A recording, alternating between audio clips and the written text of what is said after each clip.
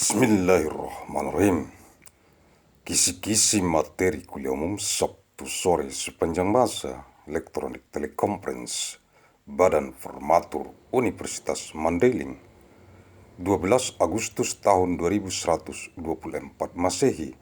Materi kuliah umum Eksistensi Badan Legislasi, Lembaga ad hoc, Divisi Advokasi dan Bantuan Hukum, MPKab Kota JBAR, Majelis Pimpinan Kabupaten, Kota, Yayasan Mandailing Raya di seluruh dunia yang dikonsentrasitaktiskan di Kabupaten Mandailing Natal yang terdapat dalam Jurnal Bulanan, Analisis, Riset, Mikron, Biologis sepanjang masa nomor 1375 bulan Juli tahun 2124 Masehi.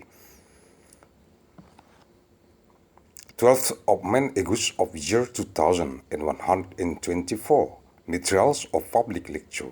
The existence of the legislation institution, the ad hoc institution, the Division for Advokasi and Legal Aid of the Regency City Leadership Assembly of the Great Mandailing Foundation, on what is concerned and made tactic in Kabupaten Mandailing Natal, contained in the monthly Journal of Research Analysis of Biological Genetic Mikron of full time, number 1375 of Manjole of year 2124.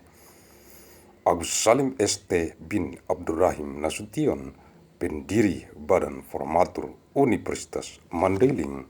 Terima kasih. Thank you.